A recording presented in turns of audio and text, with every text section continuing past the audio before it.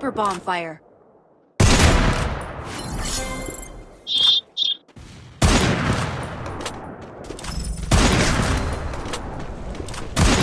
First doom.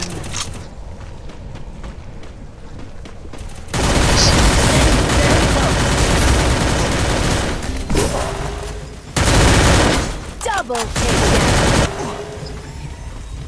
Thanks.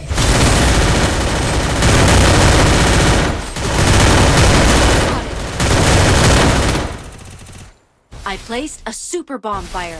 Help me! Enemy!